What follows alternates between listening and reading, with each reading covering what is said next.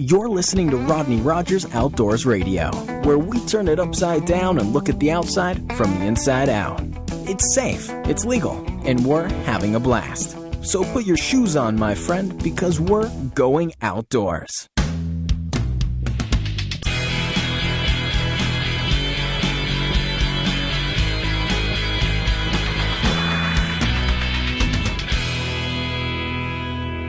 Welcome to Rodney Rogers Outdoors. I am Rodney Rogers. That right there is my partner, Coach Easton Crime. I am. Mike the Man Coy himself. How are you, brother? I heard that 1,000 people like you. We have 1,000 likes tonight. We're certainly going to get into that. I want to tell you how you can get to us tonight. You can call us on the hotline, 262-345-7763. You can hashtag us on Twitter. You can send us questions straight to there on hashtag RROR. We'll read that right on the air as we speak. It'll come right to Mike's face. I won't see it on my side. I'll see all the other stuff. And, of course, you know, Facebook, you can shoot us some questions. I've got that up. We can see it there. You're getting really good at that. We can, man, we've got this everywhere. You've got that down. I've got it. I enjoyed listening to you on 104.1. We got to hang out with those guys today. I haven't hung out with them for a while. We got to hang out with Russ and Jimmy, and I got to hang out with Jimmy and Detective Barb. So let me plug Detective Barb's thing real quick. They're doing the boat show in St. Cloud this weekend. They're doing the stock racing boats, and they're doing jet ski races. Oh, really? Jet skis as well? Yep. Okay. At the lakefront in St. Cloud, so right behind Krabby Bill's. So if you're in this area and you, dude, we got to watch those things this morning, and I actually called the race for 104.1. That was fun. Monsters in the Morning, and watch those boats haul tail. So they were racing. They just had Detective Barb and Jimmy running. So yeah, it was pretty exciting. So, very fun. Very fun. So we You got to did do good. that this morning. Of course, I'm listening to you, and I'm thinking, because you do such a good job with those special call-in spots, and I'm thinking what everybody else thinks is, doesn't Rodney work? I get that a lot. Yeah. Do you work? Yes, I do. I have a real job. I'm fortunate enough that my job, I can just bail out sometimes, and do little things That's like good, that. because sometimes you got to do that. You get sick of being stuck in an office and... Exactly. And I could be that way. So I just got a question on Facebook. It says, do I have a roundabout boat? I did once, and it was when I was 12 years old. I stole a fruit tub from an orange grove, and I realized roundabout boats don't work. What is a it's roundabout a little boat that they put a trolling motor on, and it's round. I don't see it ever being a big thing. Do you ever see them, period? I've never seen one. I seen it on a commercial, and I'm like, that's not going to work. You can't. Sounds like a party boat. For how much it costs, you get a kayak. That'd be the way to go. So no, a roundabout boat for me would not be a good thing. Interesting. Yeah. So not at all. Very niche. A niche purpose. Yeah, boat, there's a niche. Right? Yeah. There's a niche there for sure. Yeah. You know what else I'm sick of, Rodney? What are you sick of? Siri. Are you Siri? Do you what use happened? Siri? I know Siri. I love Siri. Yeah. I tell Siri, if I give her clear and concise commands, 2 out of 3 will work. If you articulate properly. But and I guess Siri learns your attitude and your way of doing it. Your way of talking. Yeah, but she's getting a little cocky with me. So, what's Siri do to you, Mike? It started about 6 months ago. At the end of the last year, we were doing a party, and I asked her, "Hey, what should I wear to a white trash party?" Right. The thing you were doing. Yeah. She came back and said, "Why don't you wear what you were wearing yesterday?" Siri's pretty smart. Yeah, and then I think I guess that was January and December. I said, Valentine's Day, Siri, I need to make a dinner reservation. Right. For Valentine's Day. She said, okay, I'll make you a reservation for 1. And I'm like, no, Siri. Wait a minute, you got my Siri. No, but I'm like, reservation for 2. And she said, why, is your mother in town? That's too much. Yeah, sorry. Ooh, thank you, Siri. You made my day. But then what brought it to mind is the other day she was like, I said, Siri, play me some cool music. And she came back and said, check in your music library. All right. I'm sorry, you don't have any cool music. That's Siri for you. So we're on the last leg. Sass. Yeah. So Mike, welcome to 1,000 Facebook likes. we now have. You got to drink on the toast. We now have 1,000 fake likes. We have now 1,000 fake likes. Go us. I need to see who number 1,000 is. I haven't even seen it, and we'll shout them out. What? We haven't even talked about this, but how can you not do... We did something for 500, did we not? We did. We rented a billboard on the side of Sand Lake Road. So let's see who number 1,000 is. So how do I get to like... You know how to work this. I don't know how to live. I don't know. Let's see. Let's see. 1,000 Facebook's likes. We just got... Mike, how do I look? There's got to be a way. I don't know if we want to... We should... The thousands like will get what? Let's decide. We'll figure this out off the air only because... We got a full show tonight. Let's do it, man. We have a minute to waste. Let's get into meat. What you got a T-shirt you can give somebody? What do you want to do? Let me look and see what T-shirts we got. Okay. Because we're doing the logo thing. We're about to order a whole new thing. Good so things we'll think of something. Okay. Yeah, I promise. Yes. So what do we got? We got questions? Let's talk a little bit of top news. Now, every week I comb the FWC website because I think it's really important. Yes. That if there's things such as closures or new seasons, closes of seasons, limits that are changed, so people that are going out fishing tomorrow or this week have that update information because that's really important. Although this week there was nothing new from last week, which is very rare. Right. On the FWC website. So, you got a question on our website. Or not a question. I text you. Yes, you text me a something about a snake. A voicemail, and I answered the voicemail. And what was it? They wanted to know if they thought they had a python. So he sent me. So I called him back and I said, "Look, man, this is Rodney. You sent me a voicemail. Here's my number. If you see this snake, get a picture." He goes, "Well, I got a picture." And I said, "Well, send it to me." He goes, I may have a python. No. So they're blind, half blind, so they're kind of erratic. So it looks like a snake trail. Okay. So I let him know that you are indeed python free. So there you have it. All right. You know what else you have? What do we got? You've got mail. Letters. We get letters. We get Stop, whoa, yes, wait a minute, Mr. Postman. Send me an email with all the details. Another freaking email. Another freaking email song. Mail time. The mail's here. Yeah, I'm a top flight. Hold you tight. Get you there by daylight. Do you right overnight mail. Woo, I love that. I love that intro, Mike. Good stuff, right, Rodney? That is awesome stuff. So we do have a few questions for you tonight, Mr. Rogers, if you don't mind. Man, lay it on me. All right. Question number 1 is from Trace in Little Rock, Arkansas. Come on, Trace from Little Rock. Simply wants to know, when is it too hot for bass fishing? It's never too hot. The fishing will slow down. Here's what happens. Once the water temperature gets way up there, fish seem to kind of push offshore. They find cooler waters. They find different places to go. So here's what you got to do. You got to learn to slow down and stay. Remember, several shows ago, we talked about strike zones of bass. So the warmer and the colder, when it's above their optimal temperatures, they have a huge strike zone. When I say huge, up to 30 feet, and the hotter and colder it gets, it starts to slow down just a little bit.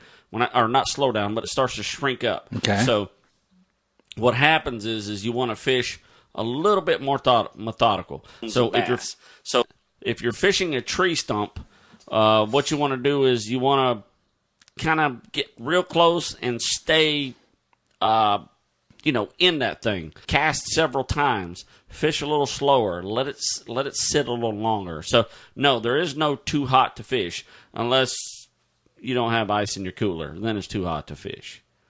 Was that a roundabout way of saying if there's no ice in your cooler? Because it's really not, right? I mean, you still have even now. Is there a too hot time of the day?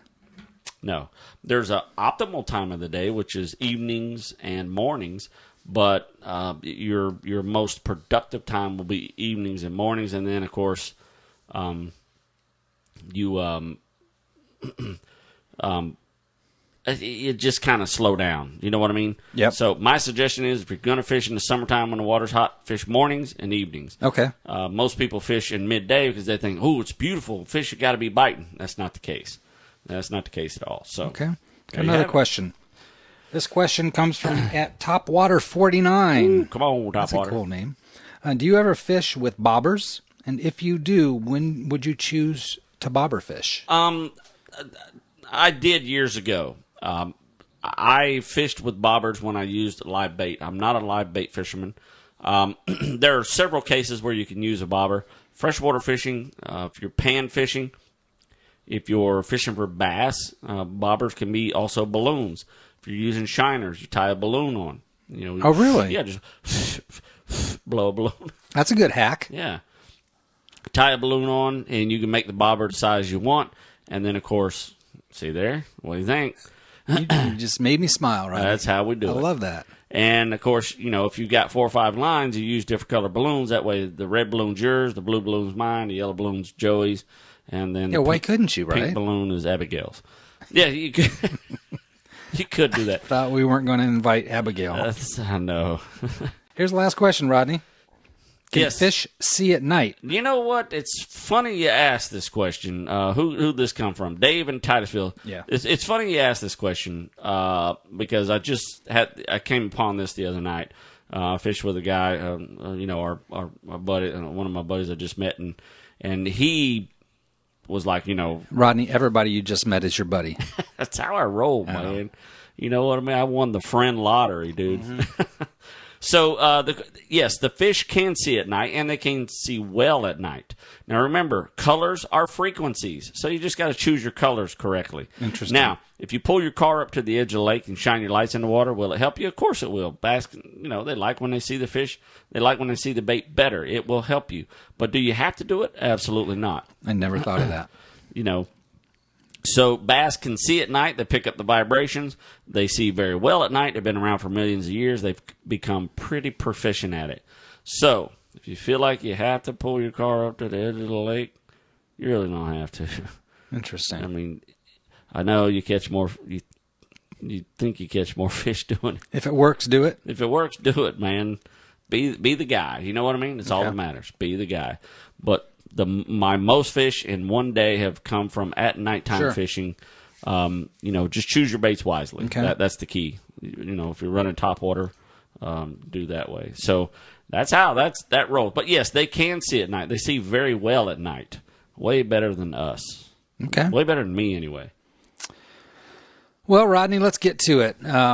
So, are we going right into it, Mike? Yeah, we got no time to waste tonight. Hey, Mike, what'd you do this weekend? Rodney, I went fishing. Mike, tell me you didn't go Not fishing. only fishing, but offshore fishing. So, we got invited to go fishing on Fired Up Charters. Now, we've been wanting to fish with our buddy Chris Cameron for, my gosh, it seems like forever. Chris has been a good friend of ours for quite some time. When someone asks me, hey, I want a charter boat, what's a good one? Then we always point to Chris. Chris is Fired Up Charters. You can find him on our Facebook, blah, blah, blah. You can find him on our website. You can find him everywhere. And we got invited to go. There was a couple empty spots. We got to fill those couple spots. And let me tell you what a day we had. I'm going to go out and say thank you, Lisa, thank you, Chris, and thank you, Tyler, right off the bat. So we were on a 32-foot kind of a sport fisher. Captain Tyler was our captain, and hopefully we get a call from him shortly. We went out Port Canaveral, and I'm going to tell you right now, and I've said it a million times, if you want to choose a great boat to get offshore with, these guys are absolutely no doubt. We caught fish we caught 9 species of fish. That's right, we did. 9 species. Yeah. And it was just, but Mike and I have always had this luck, so to speak, of every time we take the cameras, it's kind of, wah, wah, wah, wah. Yeah. The wind kicks up, the fish don't bite, something happens. I mean, is that kind of what the feeling you had, Well, Mike? yeah, a lot of times it's 6 hours of kind of waiting for that 10 seconds of action. Absolutely. Yeah. But yeah. Sunday was not that story. No, Sunday was not that story.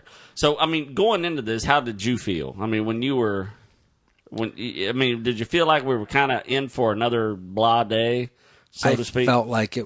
I've been deep sea. This has been a routine that I'm comfortable with. I've done it several times as videographer. Right. And I thought I was in for one of those. Hold on. Right there's my first amberjack ever right there. That is my first amberjack ever. Pow, there you see me taking a picture with me. Okay, so we're kind of watching at the same time of the audience is. So if you're listening, okay. They're watching as well. Okay. They're seeing it. So feel free to point anything out unless you're listening to the audio version. Woohoo. Sorry, guys. But yeah, but I was expecting the similar routine. They bite in the morning. You know, if you get 10, 11 o'clock in the day, it's probably over. You might catch a onesie, twosie later in the afternoon. So you trolled, man. Trolled, exactly. Okay, I got you. But this time, we were all bottom fishing. Well, we did troll. We didn't catch anything trolling. Yeah, we trolled to our bottom destination, spot, yeah. Our first spot, exactly right. So basically what you're seeing, if you're seeing it now, we're catching some, what they better known as reef donkeys. I mean, these things are absolutely, they fight to no end. We're fishing in 200 feet of water, you know, I don't know, 33, 35 miles offshore off Port Canaveral, and this, what you're looking at right now, is my absolute... It's the biggest red snapper I've ever seen in my life, ever. And Huge. I got to ask Captain Tyler, I mean, is that one of the biggest he's ever seen? Because it was just absolutely... And you can see, there's Captain Tyler right there just snatching these fish up, and he's laughing. He's like... I don't even think if he thought he could believe what was happening. Well, what was interesting is that in federal waters, 3 miles offshore, correct me if I'm wrong, you can't keep these red snappers. No, you cannot. So we caught, 4 or 5 red snappers, of course that being the biggest one. Right. But had to release them all. That's exactly right. What is the limit if you were inside Florida waters? The limit, and I'll ask Captain Tyler's, I think it's 2 per person. Okay. Is how it goes. And then here's the thing, what a lot of people don't understand is you have state waters and you have federal waters. Once you get out into the federal waters, different rules will apply. Like here, you see me, I'm just cranking down on this ridiculous shark. It's obviously the biggest shark I've ever had, and it just hands down just wore me out. I think it whipped me more than my old buddy in high school beat me. I mean, this thing just wore me out. So we get this thing up. There's different rules that apply. The red snapper rules, should I say, have been a controversy for the longest time. You know, absolutely longest time, and you know, it's just one of those things where the state considers them endangered, so to speak. Okay. Like there's not many of them. Yeah. But when you actually talk to the fishermen, it's unbelievable. So, well, that was the comment we got every time we pulled them up because sarcastic. It was the predominant fish, especially earlier in the day. So obviously we're thinking, obviously it's not endangered. It's not endangered because there's a lot of them out here. Exactly, something endangered you don't catch on just about every drop that you do. I mean, it almost becomes annoying because here's the they're a bottom feeder, and there you are, Mike. Is that your first reef donkey as well? Have you ever caught an amberjack? Okay, Mike, you got this look on your face. I see where this is going. What's that look? I've seen this look before. Well, I probably should play this back, but okay, there's your fish coming up right there, Mike. Now I am obviously the videographer. I know my place on these these outings, if you will. Okay. But let me recue something here for you. Okay, cue it up, man. If you don't mind. I don't mind at all, Mike. It sounds like okay, here we go. Yeah, so here we go. Here's Mike reeling his fish. So, now I'm holding the camera right here. Well, we've caught so many fish. I thought, okay, good. I'm good to put the camera down now. Right. Hand it off to somebody else. We've got good footage. And let me reel one in. So here I am reeling it in. And first of all, I was telling Kim, you have to grab the pole when you're out there at least once, even if you're not a fisherman. Right. To feel how bad it is. But wait a minute. Why is the camera not on me all of a sudden? Whoa, wait, where'd you go? Whoa, wait. What? I've been preempted by Rodney and his shark? So if you'll notice, wait, look all the excitement in this. Rodney's pulling up this shark. You're breathing, you're huffing. Everybody's like, "Go, Rodney, go, go, Rodney." Wait, and when you see me in the distance, look at the fanfare around me.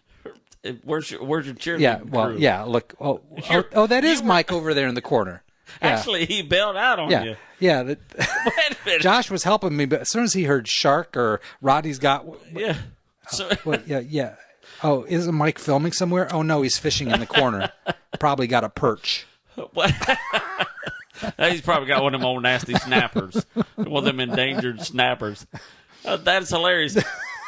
I think the allure was that my fish was actually about to sink our boat. We didn't know what it was, honestly. And That's what it was. Was. And at one time, Captain... I think it was you screaming, "Yeah!" I'm a little more passive going in. Maybe that had something to do with it. And you can see, look, like here, I'm leaning back. I've got this pole. Well, there you are. Let's take this call. Please let this be the saving call. So you can see right there, I'm pulling back on this pole like it's no tomorrow. Thank you for calling Rodney Rogers Outdoor. Who are we speaking with? You're speaking with the man himself, Captain Tyler. Captain Tyler. Man, we were just talking about you, Cap. Yeah, I'm watching your live stream here, man. It's pretty cool watching the video you got going there, Mike. Thanks, man. That was a heck of a day, man. Yeah, a heck of a day. And you know what, Captain Tyler? Now, just for everybody listening, we're talking to Captain Tyler. He's the captain of this particular boat right here that day, and that's him right there in the black shirt. He was like a one-legged man to butt-kicking contest. I mean, he was running around trying to help everybody. We were throwing questions at him, and this is where I think right there's where I said "mommy" out loud, if I'm not mistaken. Captain, we had an amazing day. I mean, obviously we can't say it enough. We caught many endangered red snapper. Yeah. Endangered is key word there. Yeah, it is absolutely the key word. So, I mean, I know you've been out on God knows how many trips. How would you rate this day overall in all of your trips, should I say? Well, first of all, let me tell you something about myself. When I was growing up as a kid, I grew up in North Texas fishing cattle ponds for bass, kind of like you do all the time. And, right. And I watch ESPN, and I can only get into saltwater fishing shows. So whenever I'd see people bottom fishing for the groupers and snappers and stuff, that stuff always got me all fired up. And as a kid, it was always my dream to become a charter captain. And when we got days like we had Sunday, it went all the way back to my childhood of watching shows on ESPN. And, it's just watching you guys smile. You have fun and throwing expletives everywhere at me. And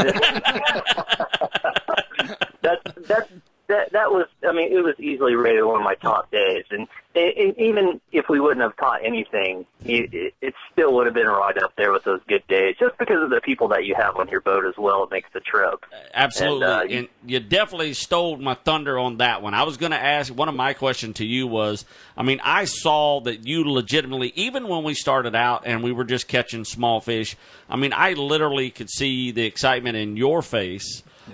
When we started that catching. It was just, I thought, man, this is your captain. This is the captain you're looking for.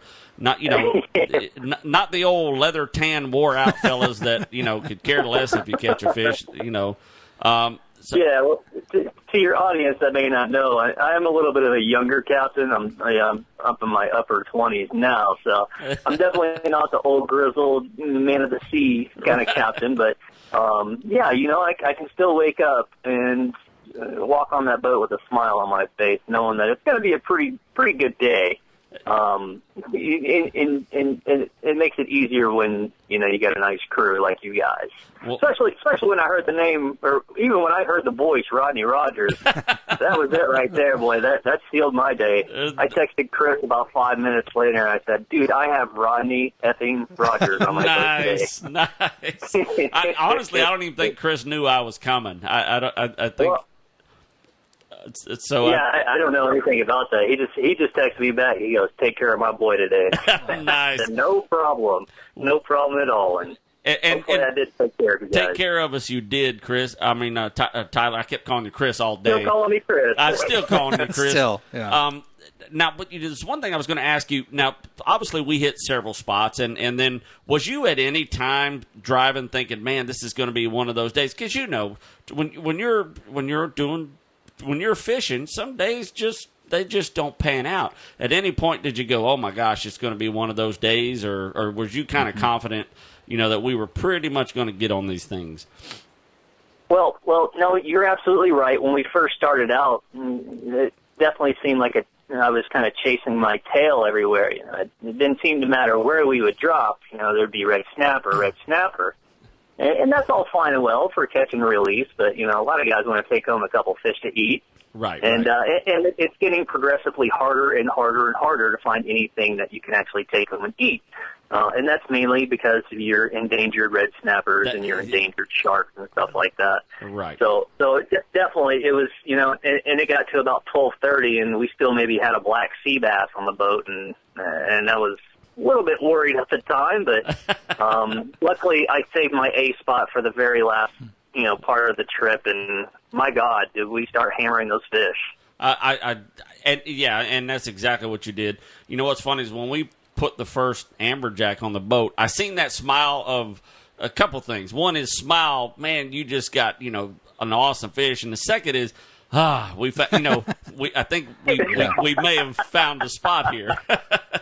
Yes, absolutely. A little bit of relief on my face is what you saw. Right, exactly. Chris, one thing I noticed that there wasn't... Tyler, you did what I did. I did that because of you, thank you. I started the whole thing. I've never even met Chris. I met Tyler, now I'm calling you... If I look at the lower third, it actually has your full name there, Tyler. Yeah, it says it right Tyler. there. Tyler. That's bad. I'll crawl back in my corner. Now, that I noticed there was not a lot of other boats out there. Are these spots that you guys have found as far as fired up charters and marked, or? No, not at all. The numbers that we've hit are pretty public numbers, especially as far as charter boats go. I don't know if you guys know, but bottom fishing is a little bit secretive. Right. If we find a good rock somewhere out in the middle of nowhere, we're not going to tell a damn soul. Yeah, right, exactly. That's staying in my book, and it goes nowhere else. And you only fish those days, or those particular rocks, when there's no other boats around, because it's, with technology nowadays on boats, it takes nothing for somebody to run their radar, and, they see me bottom fishing from 5 miles away, and all they have to do is ping me on their little GPS with their radar. So yeah, you definitely want to pick and choose your days where you're bottom fishing. However, the day that we're bottom fishing, I didn't fish any secrets at all. These spots that we fish usually hold some pretty good fish. And it just so happened the day before I took you guys out, there was a massive tournament that was going on. And there wasn't a rock in that ocean on the, Central Florida that wasn't touched by a 20-ounce sinker. And so those fish had seen it all the day before. And I think that was the problem the morning of our trip, is that, we were struggling to find anything to bite on my usually good holes. And towards the afternoon, they finally said, okay, maybe it's time to eat again.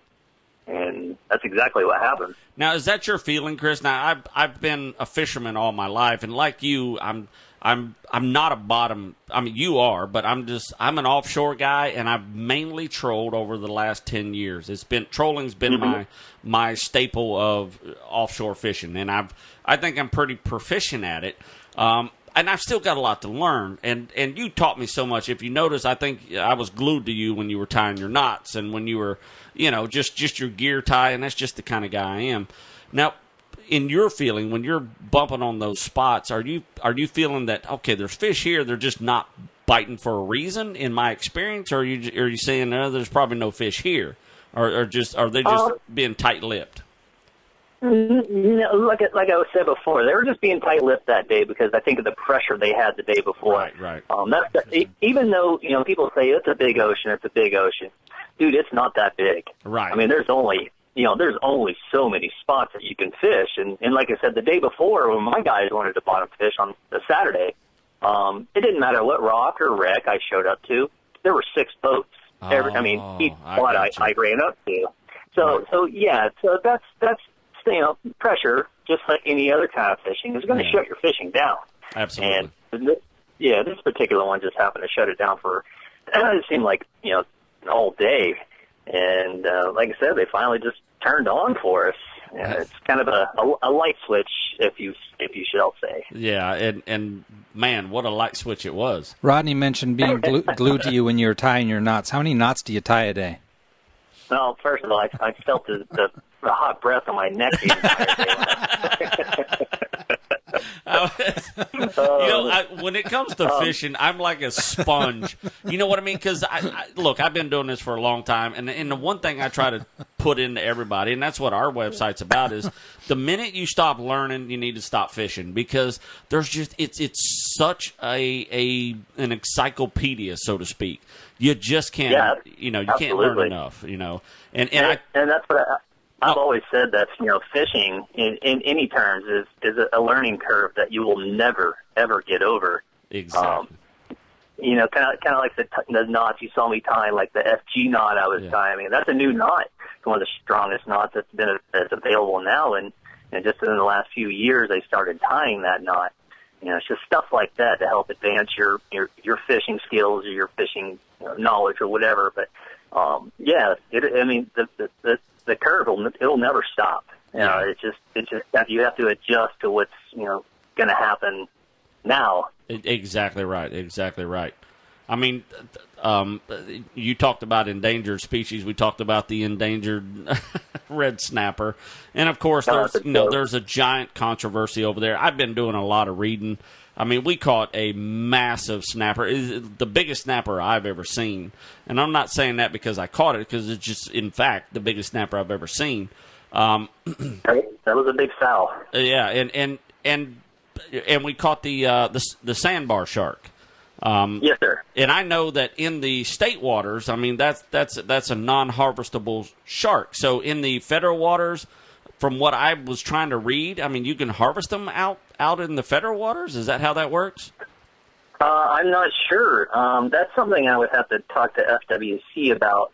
From my understanding, and I think I have asked FWC in the past, is no, you are not allowed to harvest your sandbar sharks. Right. Now, the rules that you said state waters or federal waters, you're allowed to harvest them. I went through the gamut, and I really wanted to find out the sandbar shark, what the rules were. And here's what I found, Tyler. I found that in the state waters that they are absolutely off limits. But in the federal waters, from what I read from the FWC website, is that they were harvestable in federal waters, but when you catch it and you harvest it, it has to stay whole. You can't fin it. You can't, you can, I think it said you can gut it, and there was a couple things you could do, but it had to be a straight shot back to your boat lock. I got you. That's interesting, because usually the federal waters, they don't let you keep anything anymore. Yeah, exactly. Yeah, and that's what I was reading, and I didn't know if I was going to see if you had heard, if you could clarify that for me. I have a buddy with the FWC, and a lot of times when I have these questions, he's right out of Tallahassee. He can walk right over to the main guy that wrote the rule, and he shoots me back and says, "Okay, here is the clarification." He's really good about that, and I really thought about because there's rules that apply to both sides. Absolutely. And a lot of people don't understand what federal and state waters are. It's such a gray area there. I can tell you who understands. That's FWC. Oh, yeah. And a lot of people don't know, when people say, "Hey, man, I can't wait to eat some of that snapper," and I'm like, well, we kind of didn't get to keep this guy. Yeah. We passed that 3 mile line. You're not allowed to keep them. And it's just so discouraging. It really is, because I mean, in most cases, you're the guy to ask. Survival rate of something that big that you have to release, 10, 20. I mean, what would you say percentage wise was? Larger sows like that are almost impossible to send back down to the bottom. They give their entire life fighting on their way to the surface when you do hook them. Right. Honestly, I would say it's probably a 25% chance that that they're going to survive. Maybe even less with the explosion of sharks that we have offshore now. Right. Right. And it is. I mean, a lot of people see their fish swim down, and hunky dory, wipe their hands clean, and now the thing is getting mowed down by sharks on the way down. Yeah. Wow. Absolutely. And you gave it a valiant effort. I mean, now you've seen this a million times, and I know, and God bless you, man, you backed up for us. Yeah. I mean, we see this fish floating, and you pretty much know that this thing has had it, and then you backed up, and you said, I know you probably, and I'm just speculating here, and you're like, well, let me give it one shot for these guys, because I know the ultimate result. And man, we messed with that fish for 20 minutes trying to get it to revive it, and it was pretty much a done deal. And yeah. It was pretty much a done deal when that fish hit that bait of yours. Exactly. Wow. Hey, Tyler, question for you. What is it about, you've been a captain for how long now? I've been a captain for 18 years now, since I was 18. Oh, my gosh. Wow. So what is it about being a captain that people don't see? And obviously, on our boat on Sunday, you played the role of captain and first mate. You were double dutying there. But what is it that? Yeah, absolutely. What is it about that goes beyond what people see? I mean, as far as being a captain, there are things that you just go, people never see this side of her. They never realize what we're thinking here. Or... it's mostly the pressure, and people are paying a really pretty penny to go offshore fishing. And they just don't realize that, there's not much you can catch anymore that's actually keepable. I would say 95% of people that get on my boat want to fill their freezer with fish. Right. And I pretty much just simply tell them, I said, hey, man, for the money that you're spending to get on this boat, you can walk over to the fish house and load 3 freezers with as much fish as you want. Exactly. I want you guys to go out and have fun. And don't think of this as a fill your freezer kind of trip. And that's always kind of sticks back in the back of my mind. Am I going to please whoever steps in my boat? Is my boat clean enough? Did I put enough ice on the boat? Wow. What have I done right here? What have I done wrong here? Those kind of things definitely stick in the back of my mind. And most of all, are the fish going to bite? That's one thing that behind the charter captain, everybody thinks you're paying $900. You're going to go out there and kill the fish. You're just going to, decimate the entire ocean. Right. I can't tell you how many times I've gone out there and gotten completely stumped. Yeah. I mean, not a single bite. And that's just one thing. You cannot make a fish bite no matter how much you pay. You can pay me $42,000. I can't make a fish bite. But you can buy a boat and escape to Bahamas. You're absolutely right. You're absolutely right. And Mike, another thing to go with that question is the time that we put into these trips. I'm up at 4:30 in the morning. I'm on the boat at 5 o'clock, loading the boat with ice, fuel, bait for your day. So that way, when people get on board, we can, just like us, we can untie the ropes and haul butt. As soon as you're not even loading your coolers by the time I'm untying the dock. Yeah. And and after that, once it's all said and done, I got your fish cleaned, and you guys are walking away. I still gotta go put I still got a boat to clean after that. So a lot of times I get the dock at 5 o'clock and I don't get home till 7:30. So it's the time that we put into these charter trips. It's pretty mind-boggling, actually. Yeah. Oh, I'm sorry. Do you mind if I ask one more? No, absolutely. Following up on that then, because obviously fishing is your passion. Yes, sir. And they talk about turning your passion into a profession. Has it worked for you? Are you glad you did that? Has there been downsides to doing that? I wake up every morning with a smile on my face, knowing that I am super lucky to be in the position that I'm at, especially at the age that I'm at. I don't ever take a single day for granted. So I guess the answer to your question is, the passion's still there, and it should still be there. Well, and I'll tell you what I'm doing now. And I'll tell you this as one of your customers, clients. on the boat. It shows. Yeah. And you could tell from that was my biggest takeaway from the day, because I've gone out on boats for the last 10 years doing videography in this very almost exact type of situation. And by far the demeanor and the attitude and open heart it was fun to be with you, and you could tell you enjoyed being there mutually, that it was sincere. And that makes the trip. Yeah, it absolutely does. It absolutely makes the trip. Yeah, I've always said your captain is definitely going to make the trip. Even if the fish don't bite, that's another thing that goes back to your other question is I also have to be an entertainer too. Yeah, exactly. Because if the fish ain't biting, you better start coming up with some sweet jokes to make the day. Or you better have a real sparkly tutu about red. Yeah, and I can promise you, I don't have any tutus on my boat. Right on. Well, you're obviously got to be part of the entertainer, but have you had any really entertaining clientele? Absolutely. Any stories that have just... one of my favorite ones is I had a group of Russians that were on my boat one day, and the only English they spoke was basically by hand signals, by a thumbs up and a thumbs down. That's the only thing we could correlate between each other. So right then and there, it was very uncomfortable. And the day was much like it was today. It was very, very rainy, very windy, and I couldn't explain that it was rough out there to them, so I just said, sure, let's take them out and go. Yeah, let's get a visual. and the day's going by just fine, and it was only a half-day trip, which is 5 hours, so, we're halfway into it. They're catching fish, and eventually I pick up that they want to do everything themselves. They want to bait the rod, they want to gaff the fish and put it in the cooler. Basically all they wanted to do was for me to just sit behind the wheel and drive. Okay. And I'm okay with that. I didn't hate to drive a boat. I love the side of that. And one of them actually backlashed one of my rods as they were casting it out and completely let it go into the water. Oh. And for whatever reason, the first thing in my head was to jump in after it.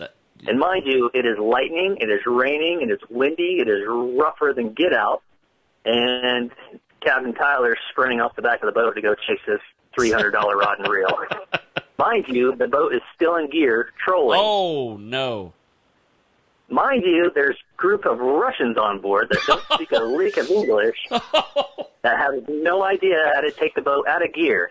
Oh, so, yeah. My God. Yeah, it was, The best part was I did get the rod back. Oh, so you jumped. So you actually did jump. Oh, yeah, 100%. I'm in the water bobbing up and down in 4-foot seas. I'm watching the boat leave me, so I stuck the rod up in the air and I started waving goodbye. It was quite a scary scene. So we actually they did figure it out, and they pulled the right throttle back to neutral, and I was able to swim back. And yeah, it was an interesting day for sure. So at what point in the air did you realize, damn, this was a bad idea? It was definitely when that first split hit that water when I realized this $300 rod and reel, I just made this thing worth my life somehow. Right. Suddenly, Tyler's worth $300. Yeah.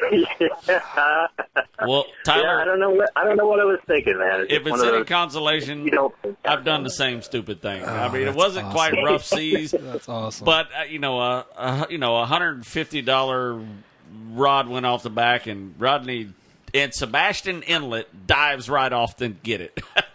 Oh God, yeah, that is not a place to go in the water. No, and like a dummy, I did just that. So yeah, it's instinct, man. That's just how we roll sometimes. It is instinct. Ever since a kid, I throw my rod in the water and have to jump in after. And now, mind you, it was in a cow farm, a cow pasture, right? With a bunch of catfish and toads and stuff in it. It was not 4-foot seas with sharks and lightning and stuff like that. Well, I don't know. That one there, I definitely shouldn't just kissed it goodbye and just went on my merry way. But it worked out. I got the rod back, and we still caught fish. And you got a great story. That's amazing. Yeah, sure did. Hey, at the end of the day, Tyler, as you were cleaning the fish, you were talking to the gentleman next to you cleaning the fish, and I overheard you saying, you're done with chasing Mahi for the year. Yes. What's that all about? I mean, are the Mahi not running, or is it what's the story behind that? Well, every year we get a really good run of Mahi. Well, I say a really good run. We get about 30 minutes of a good run from Port Canaveral. Right. Exactly. For some reason, Port Canaveral just doesn't get the dolphin run that they see down south. Whether it's they go by so fast or they go by so far out, right. We just never really see the dolphin. This year, however, was the most amazing dolphin run that Port Canaveral has experienced in a very long time. And I've talked to captains that have been around for 60 years, and they said they've never seen it this good.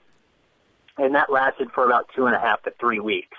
It was right in the end of March and the beginning of May, where boats were coming back with 20, 30, sometimes 40 to 50 fish in a day. And it's just, that was incredible. Like, we couldn't even fathom what was actually happening to us.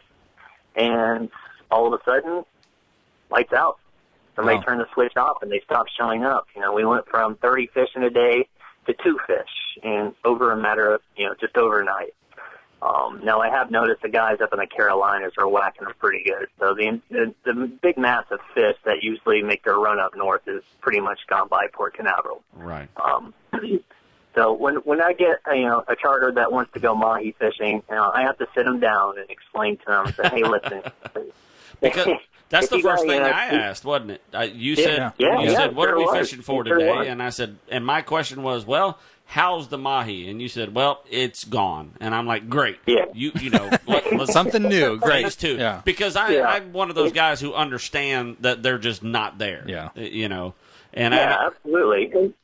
I always want to be 100% honest with my people. I'm not going to tell them we're going marlin fishing today in 30 foot of water. And I'm not going to do that. So, right. Yeah, I understand that you may have your heart set on Mahi fishing.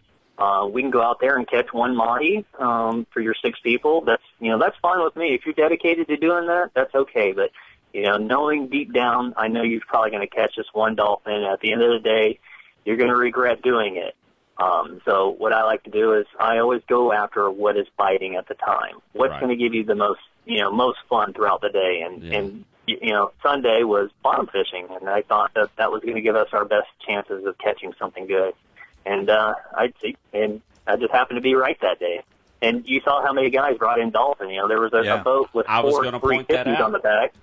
Yeah, he went 80 miles to the other side and came back with 3 little dolphins. Yeah, that is exactly right. When I heard he went to the other side, for those of you that are listening really don't know what the other side is, it's the other side of the Gulf Stream. I mean, you're around the Bahamas, and you could even go farther. These guys got radars and $500,000 boats up to $1 million boats. What's time, energy, money, gas? I just had a buddy of mine go out of South Florida to the other side for tuna, and they brought back couple 2, 3, 4, 5 tunas. And it just wasn't what they expected.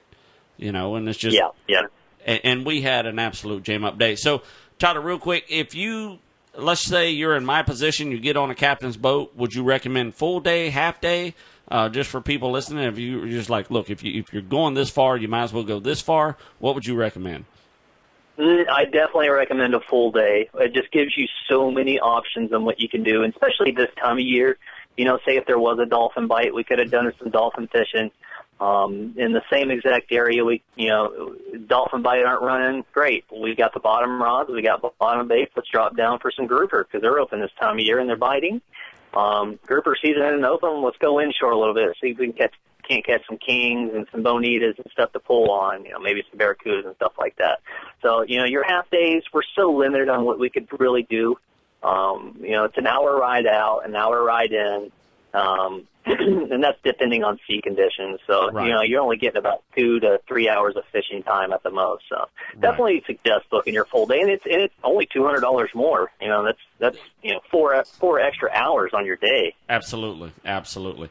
And that's what I was telling you. Would not believe, since I posted the tons of questions, my inbox was pumped up with, how do I get this? Where do I go? What do I do? So, and I'm trying to filter out, that we had a banner day, this is what they do. They try and find you fish.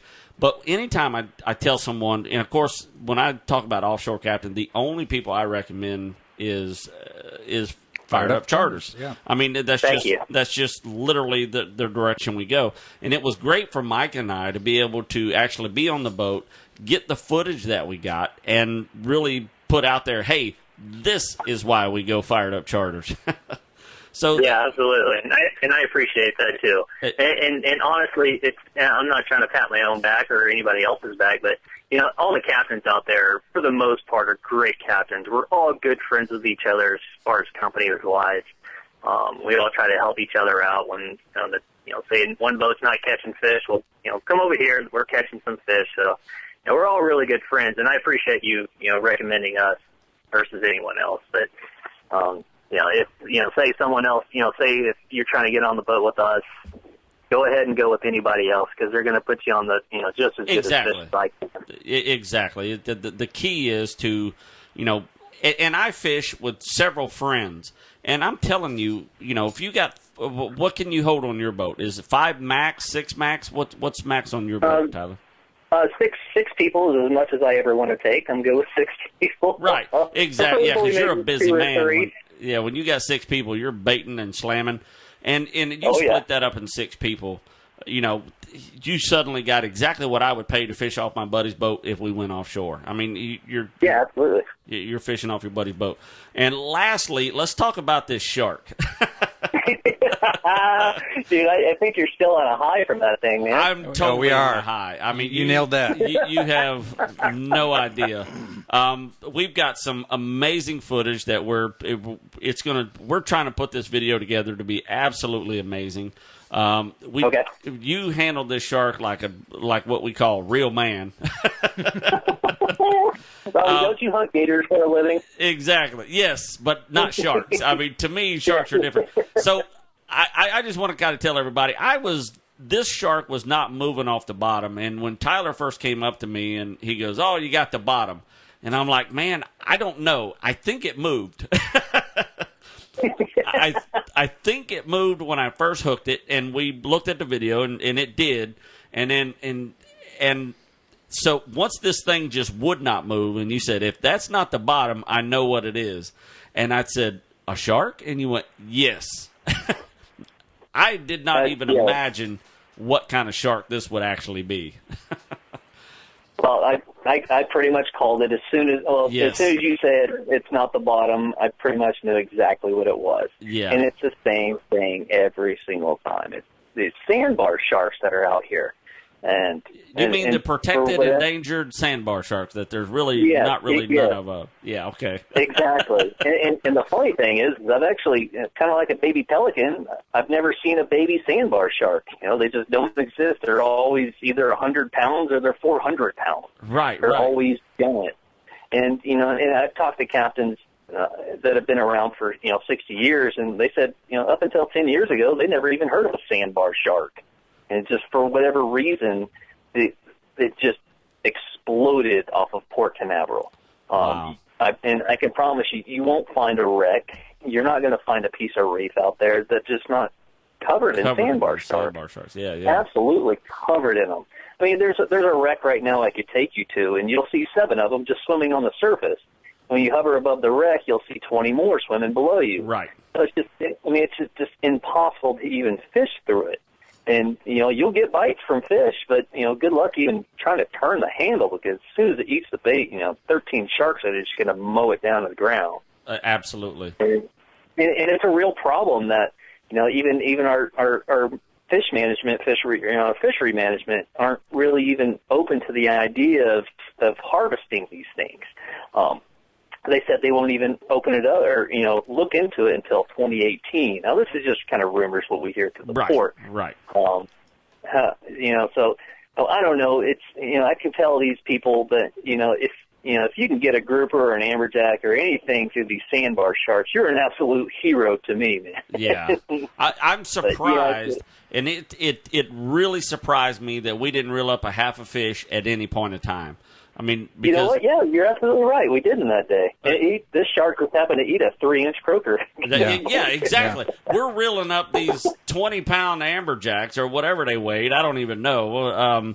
And he eats a 3-inch croaker. Like maybe he was on a diet.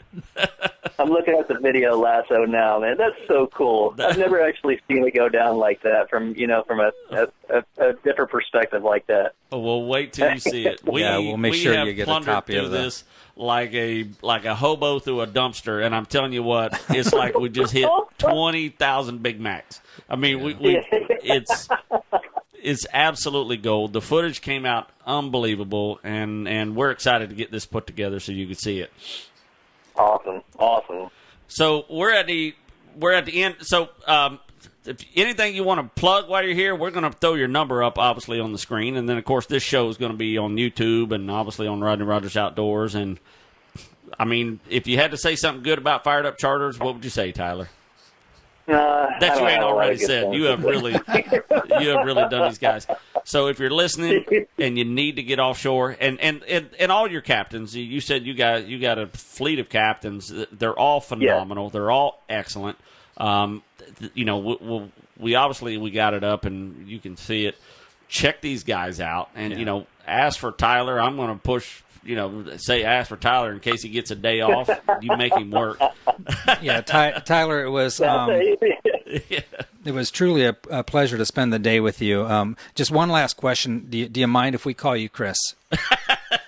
Because I saw that coming from a mile. Yeah, we just can't seem to get around. You could call me Chris, Mike. That's fine. It was truly a joy and really no problem, guys. Man. No problem, man. And Mike, I'm even you being the man behind the camera and everything else that day. It was pretty damn cool watching you turn that amberjack off the bottom. I was glad to see you be able to do that. It really was.